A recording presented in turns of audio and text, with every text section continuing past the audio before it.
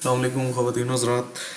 इस वीडियो का बेसिक मकसद जो है वो ये है कि मुझे डोनेशन देते हुए जो सबसे बड़ा चैलेंज फेस करना पड़ता है कि मुझे कोई डिज़र्विंग बंदा नहीं मिलता, और अगर इन केस वो डिज़र्विंग बंदा मिल भी जाए तो वो खुद मांगेगा नहीं, और जो बंदा मांगेगा वो मुझे डिज़र्विंग नहीं लगता। तो इस चीज़ को थोड़ा सा ऑर्गेनाइज़ करने के लिए एक छोटी सी एफर्ट की है, आपको वो सारी शेयर करते हैं। देन नेक्स्ट उसके बाद देखते हैं।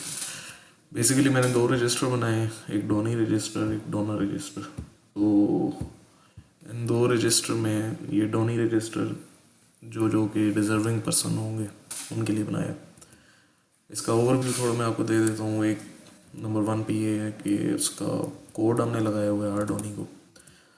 इसकी वजह यह है कि कुछ डोनी क्योंकि हमारे अपने जानने वाले हो सकते हैं, अपने फैमिली मेम्बर्स हो सकते हैं, तो मे बी वो अपना नाम ना डिस्क्लोज़ करना चाहें, तो इस वजह से हमने उनको एज अ कोड ही रखा है। यहाँ पे उनके नेम्स और बाकी पर्टिकुलर्स मौजूद होंगे, लेकिन ओबियसली वो जो डायरेक्ट डोनर होगा उस बंदे के लिए जस्ट उसके साथ डिक्लेयर किए जाएंगे और किसी बंदे को नहीं बताए जाएंगे।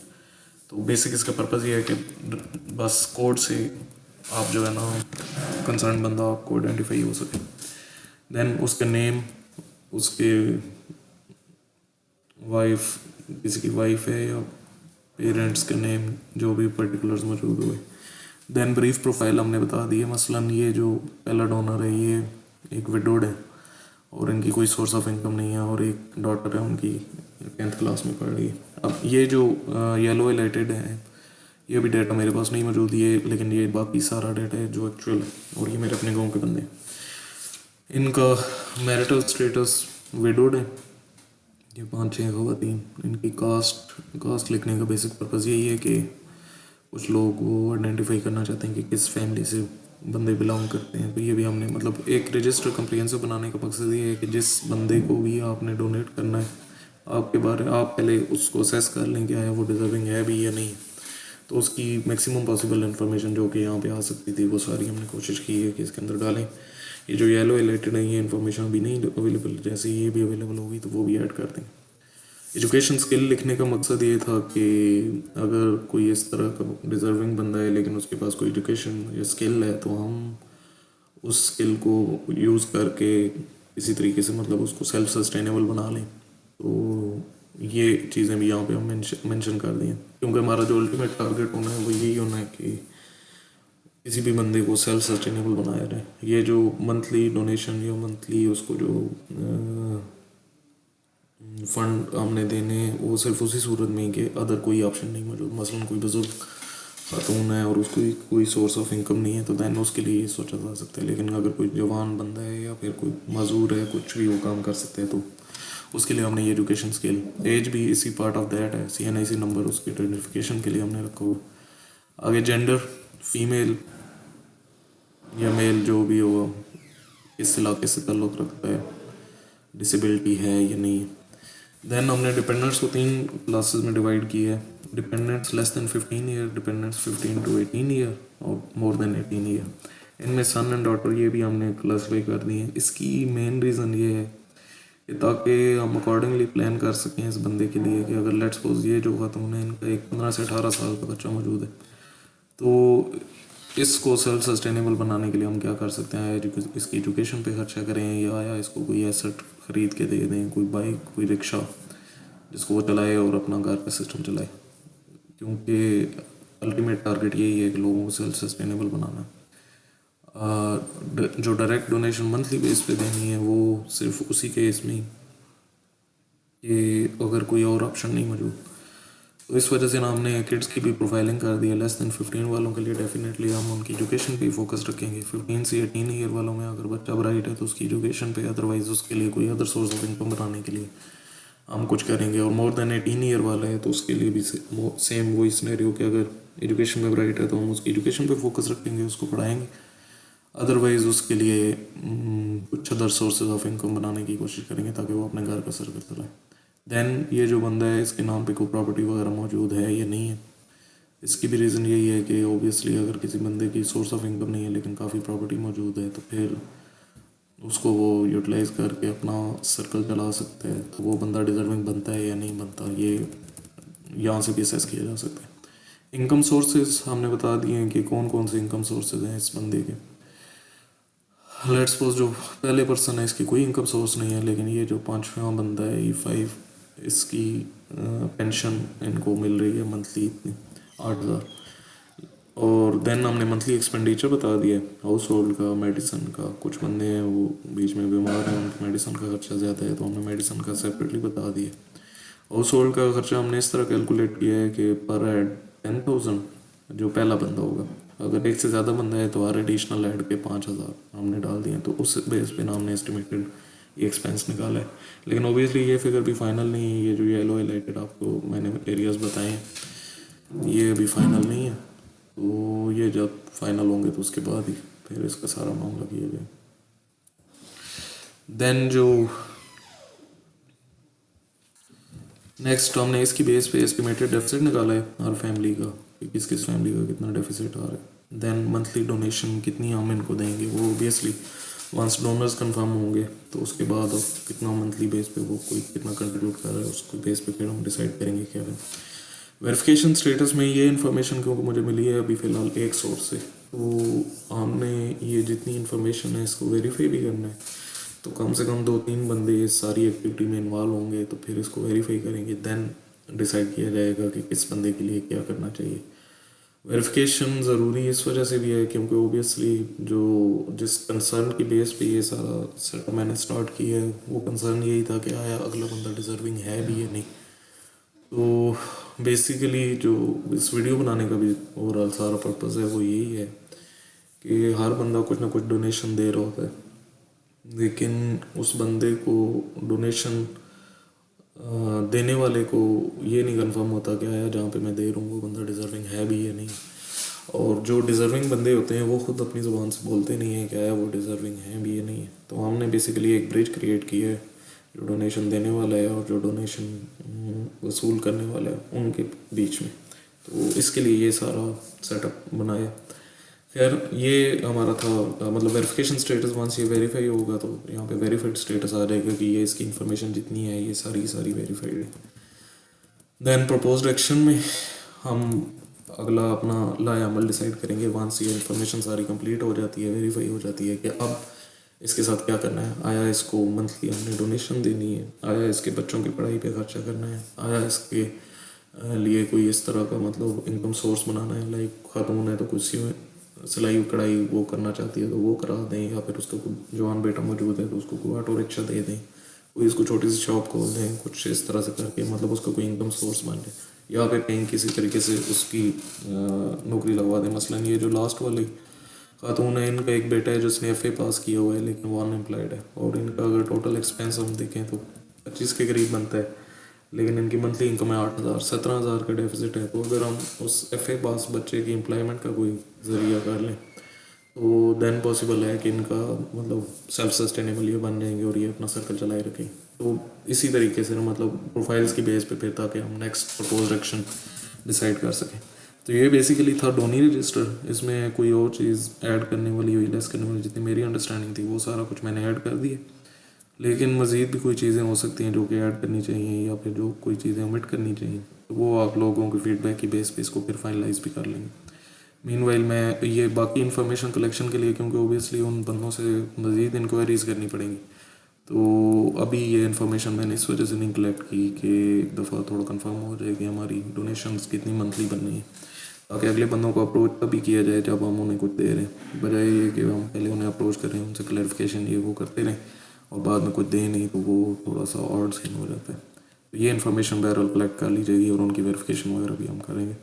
इसमें जो बंदे इन्वॉल्व हैं वो फ़िलहाल मेरे एक दो अंकल हैं और मेरे वालिद साहब होंगे और मतलब इसी तरह फ़िलहाल फैमिली के ही बंदे हैं जो वेरिफिकेशन और ये बंदों की इन्फॉर्मेशन कलेक्शन वगैरह करें। दैन दूसरा हमने बनाया डोनर रजिस्टर। इसमें concise see to the point information हमने लिखी है। यहाँ पे भी कोड लगाने का मकसद ये था कि ये डोनर हैं वो अपना नाम नहीं डिस्क्लोज करना चाहते तो जस्ट उनको कोड के थ्रू आइडेंटिफाई किया जाएगा। ये मैंने अपनी इन्फॉर्मेशन डाली है यहाँ पे और कॉन्टैक्ट और ईमेल बेसिकली लेने का मकसद ये है कि हमने आगे डोनर्स को रिपोर्टिंग भी करनी है मंथली बेस पे। तो उनको ईमेल या उनके व्हाट्सएप नंबर पे हम वो रिपोर्ट शेयर करेंगे। उन रिपोर्ट्स के बारे में मैं बताता हूँ आगे। देन जेंडर कहाँ से हैं, ये विलेज सिटी लिखने का भी मकसद ये है ताकि अगर कोई बंदा एक गांव से है तो उस गांव के डोनी ही प्रेफरेबल उसके लिए हम करा दे सकें और उसको बता सकें कि तुम्हारे गांव में ये बंदे मौजूद हैं। फ़िलहाल फॉर द टाइमिंग ये सारी चीज़ें मंगवाल की हद तक हैं, लेकिन ओबियसली और भी बंदे बीच में आएंगे आते हैं या तो उनको भी साथ साथ हम करते हैं। मंथली कंट्रीब्यूशन अब मैंने यहाँ पे लिखी है अपनी 3,000 और साथ ये भी लिखा है कि फर्दर कंट्रीब्यूशन अगर हमें चाहिए होगी तो हम आपसे रब्ता कर सकते हैं या नहीं। अब मेरी पिक्चर के मुताबिक मैंने बता दिया है कि जून 22 के बाद आप मुझसे रब्ता कर सकते हैं। प्रेफर्ड डोनी, अब ये जो डोनी की प्रोफाइल है ये सारी आपके सामने आपके पास मौजूद होनी है। आप अपना डोनी देख लें कि कौन सा प्रेफरेबल है। मुझे ये डोनी प्रेफरेबल लगे हैं तो मैंने इनकी यहाँ पे लिख दिया है कि मेरे लिए ये प्रेफरेबल डोनीज है। ये बेसिकली डोनी और डोनर रजिस्टर होगा जो कि जस्ट इंफॉर्मेशन के लिए होगा। देन आगे हमने रिपोर्टिंग किस तरह करनी है। रिपोर्टिंग के लिए कुछ टेस्ट एंट्रीज मैंने की हुई हैं, एक सॉफ्टवेयर पे सारी रिपोर्टिंग वगैरह हम मेंटेन करेंगे। तो उस टेस्ट एंट्रीज की बेस पे मैं ये कुछ रिपोर्ट्स आपको दिखा रहा हूँ जो कि हम मंथली बेस पे शेयर किया करेंगे। एक ये रिपोर्ट होगी, इसमें रिपोर्ट के नेम को इग्नोर कीजिएगा ये क्योंकि अकाउंटिंग के नेम्स हैं। ये रिपोर्ट बेसिकली इसका मकसद ये है कि एक मेंबर वन है, उस मेंबर वन ने जितनी डोनेशन दी है वो आगे इस्तेमाल कहाँ कहाँ पे हुई है, तो उसका सारी डिटेल यहाँ पे आ रही होनी है कि ये मेंबर वन ने डोनेशन दी थी, इसमें हमने डोनी वन को ये 2 चीज़ें दी हैं। मसलन अब मेंबर वन की डोनेशन थी, डोनी वन कोई भी मतलब जो डोनी होगा सिलेक्टेड उसको डोनेशन दी गई है, इस डेट को डोनेशन दी गई है, ये वाली डेट्स हैं। और ये काम हमने किया है कि हमने उसको मंथली कैश जो उसको देनी थी कैश सपोर्ट वो 100 रुपये हमने दे दिए हैं, उसकी फ़ीस किसी की पे करनी थी 500। इसी तरह इस मेंबर के डोनी टू को हमने रेशन डिस्ट्रीब्यूट किया है 200 रुपये का। डोनी 3 के हमने ये वाले काम किए हैं, डोनी 4 के ये किए हैं, डोनी 5 के ये किए हैं। इस मेंबर से ये मेंबर 1 के जितने पैसे आए हैं उनसे आगे हमने ये काम किया। और टोटल मेंबर 1 के जो पैसे आए हैं उनमें से 1400 हमने इस्तेमाल कर लिए हैं। 1400 हमने मेंबर 1 के इस्तेमाल किए हैं और यहाँ इस्तेमाल किए हैं। इसी तरह मेंबर टू के टोटल हमने 610 रुपये इस्तेमाल किए हैं और वो यहाँ पे इस्तेमाल किए हैं। डोनी 2 को दिए हैं, डोनी 3 को दिए हैं, डोनी 4 को दिए हैं। किस पर्पज़ के लिए दिए हैं वो ये वाला पर्पज़ भी यहाँ पे दिया हुआ है, किस डेट को दिए हैं ये सारी डेट भी यहाँ पे दी हुई है। सही, तो ये दोनों मेंबर 2 के टोटल 610 रुपये हमने दिए हैं, मेंबर 1 के टोटल हमने 1400 रुपये दिए हैं, टोटल हमने 2010 रुपये दिए हैं। तो ये हमारी एक रिपोर्ट है जो कि हर मेंबर के को शेयर की जाएगी कि आपके जो पैसे हैं वो कहाँ कहाँ पे इस्तेमाल हुए और कितने इस्तेमाल हो गए, कितने बकाया रहते हैं। वो बकाया वाली रिपोर्ट एक सेपरेट है, वो आपको बताते हैं। देन एक रिपोर्ट है कि टोटल डोनेशन कितनी कितनी हुई है, तो ये रिपोर्ट होगी। मतलब इसमें ये टेस्ट मेंबर्स मैंने डाले हुए हैं, इसने बताया हुआ है कि मेंबर 2 ने 5000 दिए, मेंबर 1 ने इतने दिए हैं। ये मंथ वाइज ईयर वाइज मतलब मंथली बेस पे हम दिया करेंगे और पूरे एनुअल की भी अलग शेयर किया करेंगे कि मेंबर 2 ने इतने पैसे दिए हैं, मेंबर 1 ने इतने दिए हैं, मेंबर 3 ने इतने दिए हैं। जनरल पब्लिक, ये कोई ऐसा बंदा जो कि मतलब मेंबर नहीं है लेकिन उसने कोई डोनेट किया है तो उसके इतने आए हैं और टोटल ये है हमें पैसे इतने मिले हैं। ये बता रहा है कि अभी इस साल की पोजीशन दिस मंथ की हमने करनी हो तो वो इस तरीके से इस मंथ की भी पोजीशन बता सकता है। टुडे की आज के दिन की करनी हो तो ये मतलब डिफरेंट है। हम मंथली बेस पे क्योंकि रिपोर्टिंग करेंगे तो वो मंथली बेस पे करेगा और टोटल जो हमारी डोनेशन कलेक्ट हुई है वो इतनी डोनेशन कलेक्ट हुई है। ये दूसरी होगी रिपोर्ट हमारी। ये हम मंथली बेस पे ये वाली सारी रिपोर्टें आपके साथ शेयर किया करेंगे, मतलब जो भी मेंबर्स होंगे हमारे। देन तीसरा हमारी ये काफ़ी कम्प्रिहेंसिव रिपोर्ट है। इसमें टोटल जो हमारी फाउंडेशन होगी, इस फाउंडेशन का कितनी इनकम बनी है और कितने एक्सपेंस हुए और कहाँ कहाँ पे एक्सपेंस हुए उसको मेंबर वाइज ये बताएगा। मसलन जनरल पब्लिक ने इतने रुपए दिए थे। ये इसका थोड़ा स्ट्रक्चर आपको बता देता हूँ। यहाँ से ये है इनकम, ये है एक्सपेंसेस। पहले अगर इनकम को हम ओपन करते हैं तो इनकम में 2 तरह की इनकम्स हैं, एक डायरेक्ट पब्लिक सपोर्ट है, देन दूसरी प्रोग्राम इनकम है। अगर डायरेक्ट पब्लिक सपोर्ट में फिर हमने कंट्रीब्यूशन से एक इनकम की टाइप रखी है, मतलब पब्लिक अगर कोई कंट्रीब्यूशन दे रही है, डायरेक्ट कंट्रीब्यूशन दे रहे हैं तो वो इधर आएगी। मेंबरशिप ड्यूज़ में अगर आ रहे हैं तो वो इधर आएंगे।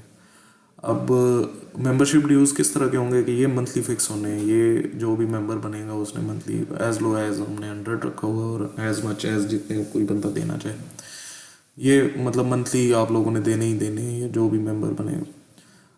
जो कंट्रीब्यूशन वाला सीन है ये वैसे मसलन ये मेंबर हैं, इन्होंने मंथली बेस पे ये दे रहे हैं 1000 या 2000, तो इसके अलावा भी ये कहते हैं कि यार मैंने 2000 मज़ीद एडिशनल देना है, या फिर किसी और काम के लिए अगर आपने ये 2000 लगाना है तो वो उधर इस्तेमाल कर लें इस तरह से करके, या फलां डोनी को दे दें, तो वो जनरल कंट्रीब्यूशन में हम डाल देंगे कि ये कंट्रीब्यूशन है।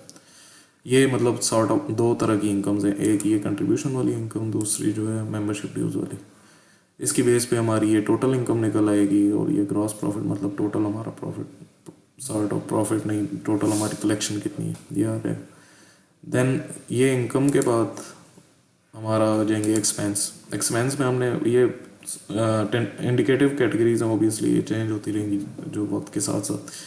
फॉर द टाइम बीइंग हम समझ रहे हैं कि हमने 4 तरह के जो है ना आगे कंट्रीब्यूशंस करनी है, मैं जो भी हमारे डोनेशन होंगे, एक हम उनमें डायरेक्ट कोई एसेट डिस्ट्रीब्यूट कर देंगे, मसलन किसी को कोई ऑटो रिक्शा दे दिया या किसी को कोई सीविंग मशीन ले दी है वो, तो वो एसेट डिस्ट्रीब्यूशन का।